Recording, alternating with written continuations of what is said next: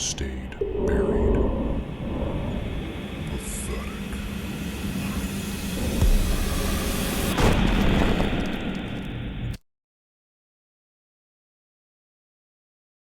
Okay, so that right there took me 3 months and 9 days to make, which, depending on how you look at it, is either impressive or a completely unreasonable amount of time to spend on something when I had other things I probably should have been doing. Honestly, it's both. I started this on March 14th. Today is May 23rd. My laptop has seen things it cannot unsee. And look, I'm not going to stand here and tell you this looks like it came out of some massive VFX studio. It doesn't. It's a passion project made by one person on one laptop that gets anxious when I open too many tabs. But I think the way I made it is actually interesting.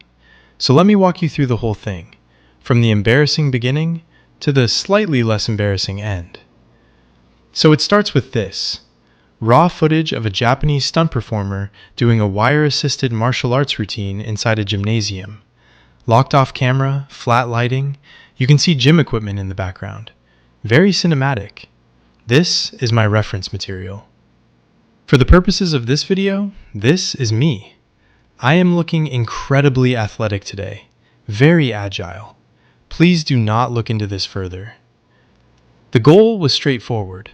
Take this footage, extract the movement data from it, apply it to custom 3D characters, drop those characters into a cinematic environment, composite everything together, and make the whole thing feel intentional. Simple plan. Great plan. Totally reasonable amount of time to complete. It was not a reasonable amount of time to complete.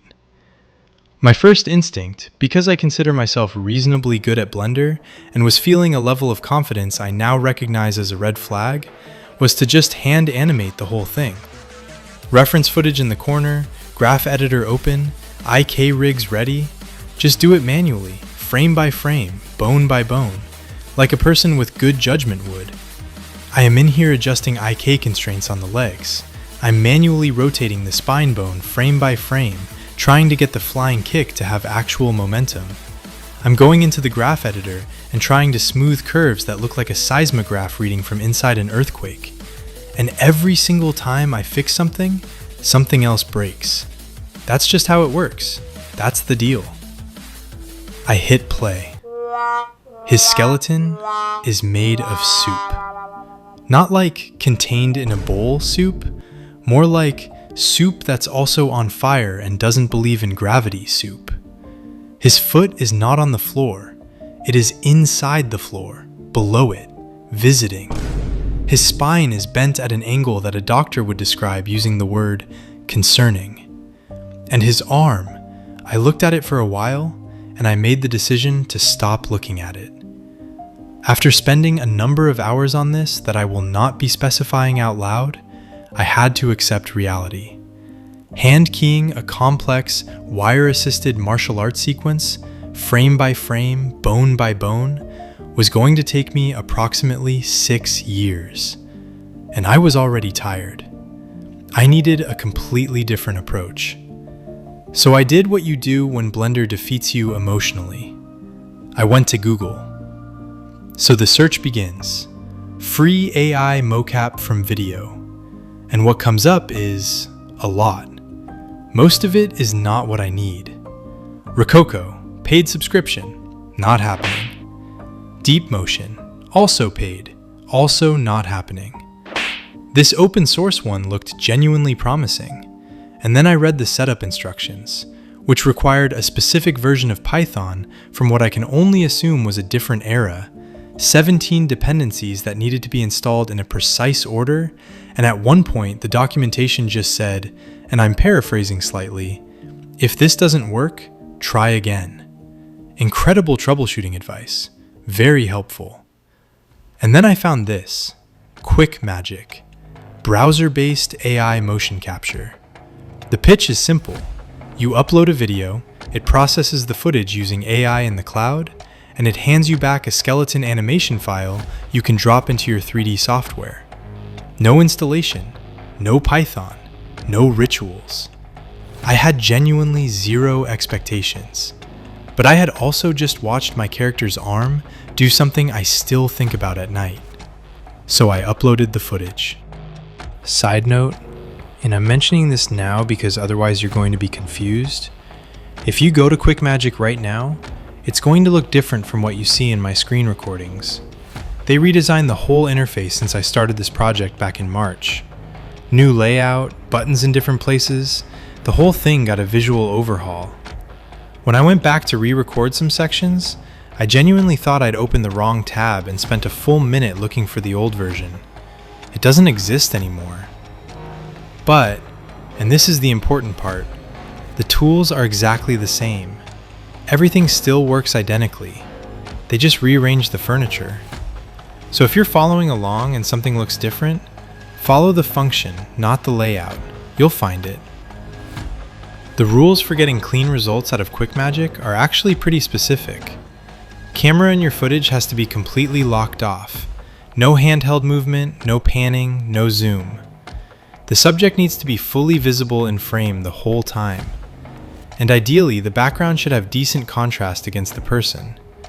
The gym footage checks all three perfectly. So I waited. And I want to be real with you. I was fully prepared for this to fail.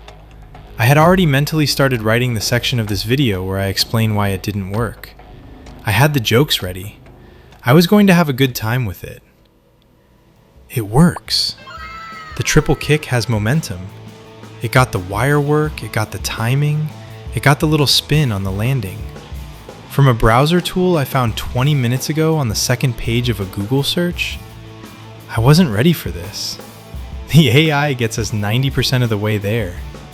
The other 10% is gravity, ground contact, and hands. The AI has complicated feelings about hands, which honestly same. The enemy boss, who is supposed to float down like an ominous final boss, QuickMagic has decided he's having a dramatic incident on a flight of invisible stairs. The feet are sliding like they're on a freshly waxed floor, and one hand is... I'm choosing not to describe it. But 90% is extraordinary.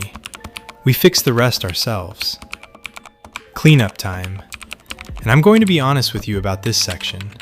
This is where a significant portion of those 3 months actually went. Not the fun stuff. Not the lighting or the compositing. This. Sitting in the graph editor, fixing curves, one keyframe at a time. The stuntman in the original footage was on physical wire rigs. Cables, harness, the whole setup.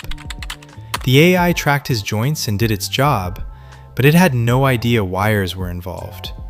So the Z-axis data for the enemy's opening entrance, where he's supposed to be this imposing boss floating down slowly, looks like the readout from an elevator that's having the worst day of its life. I go in, select the Z location keyframes for that whole opening section, and manually smooth the curve until the arc looks like someone who actually controls gravity, not someone being lowered by a malfunctioning cable. The difference in the viewport is immediate. He goes from chaos to final boss. That's the goal. Foot sliding. The AI tracked the joints correctly. The relative positions are right, but there's no ground contact baked into the data. So every step, every landing, every moment a foot should be planted, they're just skating. They look like they're performing a martial arts routine on an ice rink, which is a cool concept, but not what I'm going for. The fix is going through the animation frame by frame, and at every moment a foot should be making contact with the ground, manually locking it in place with a keyframe. It is exactly as tedious as it sounds. I listened to an entire podcast series during this, finished it, started another one. This section of the project had a full audio journey. And then there's the rider kick, which is supposed to be the big moment. The hero connects a flying kick directly to the enemy's chest. Massive impact. The whole fight pivots on it. The AI got the trajectory right. It got the speed right. It got everything right except the timing, which it got wrong by exactly 3 frames. 3 frames early. Meaning the foot doesn't land on the chest. It goes through the chest. Right through it. like a ghost who does martial arts. Very threatening. Wrong movie. I moved the enemy's root bone back to meet the foot at the exact frame of contact. Then I add a manual pose override for that single impact frame, slightly exaggerating the compression on his upper body. One frame. That one frame is the difference between cinematic hit and incorporeal haunting. It matters more than you'd think. Alright, the characters. Both of them are built using Human Generator, which is a Blender add-on for creating fully rigged, detailed human characters. Adjustable body proportions, musculature, skin tone, facial features, all sliders and presets, all inside Blender. I would love to tell you Human Generator sponsored this video. They did not. They should. If anyone from that team is watching, genuinely, reach out. But for now, the hero is built lean and agile because the fighting style in the reference footage is all about speed, not power. The enemy is bigger, heavier. He needs to feel like he lands with weight, even in animation. Visual mass matters even when nothing is physically real. One thing worth mentioning, Human Generator's rig is compatible with the mocap data from QuickMagic. Retargeting still takes some work, but it's not the nightmare it could be. They speak to each other reasonably well. Clothing is simulated with Simply Cloth Studio, also not sponsored, also should be. The idea is that during the fast movements, especially the flying kick and the backflip, the fabric reacts, trails behind on acceleration, compresses on impact, makes everything feel more physical. The first time I ran the simulation on the hero's pants, they left his body entirely and started orbiting him. Just gone. Became their own object in the scene. I increased the collision distance and they sagged through the floor. I adjusted stiffness and they turned into what I can only describe as a conceptual interpretation of pants. It took several attempts before they agreed to behave like clothing. Several. Environment. For this, I used a free model from Cargo. That's Kitbash 3D's asset platform. They have free models available and that's what I grabbed. Kitbash makes genuinely good stuff. Not sponsored, just where I found a free model that worked for this scene. The constraint is that I cannot render this environment the way it's supposed to be rendered. Full PBR textures, proper global illumination, detailed geometry. That's a render farm situation. I have a laptop. So the plan is to use the asset and hide most of it, strategically, on purpose. That's my story. I wrap the entire scene in a large cube with a volume scatter material and crank the density until everything is sitting inside thick cinematic fog. Immediately, the Kitbash asset becomes this moody, half-visible silhouette in the background. You see just enough of the environment to believe in the location. You don't see any of the parts that aren't finished. This is not a limitation. This is atmosphere. These are very different things. One massive area light in the back, blue, 50,000 watts, pointed through the fog. The fog scatters it everywhere. Suddenly, the whole scene has this cold, supernatural backlight. Cinematic, intentional looking. One light doing the work of 12. Sometimes the trick is just committing to one dramatic thing and letting it carry everything else. Rim light on the characters so you can follow the choreography. Rendered in cycles. On a laptop with no dedicated GPU. I know. Eevee wasn't giving me the volumetric quality I needed. The fog wasn't responding to the lighting the right way in Eevee, and it was visibly flattening out the atmosphere. So cycles it was. I made peace with the render time. I'm not going to tell you how long it took. What I will say is that I finished 2 feature films during the render, and started thinking more deeply about my life choices. Cycles on a laptop will do that to you. Very reflective experience. Would not recommend unless you have things to think about. Sound design in DaVinci Resolve, specifically the Fairlight audio page. And I'll keep this section tight because sound design is one of those things that's hard to talk about and easy to hear. So I'll explain the logic and let the end result speak. Every major impact is 4 or 5 sounds layered together. Low subsonic thump for physical weight, mid-range crack for contact, a short whoosh right before the hit lands, and a reverb tail so the impact sounds like it happened in an actual space. Individually, none of those are impressive. Stacked together with the right timing and balance, it sounds like someone got hit by something they very much deserved. Custom ambience under everything. Low wind, barely there low frequency hum that creates unease without you knowing why. Small room reverb on every sound effect, so the space feels real even though it's entirely fabricated. Balance the levels so nothing clips, nothing fights for space. And that's the mix. You should have stayed buried. Pathetic.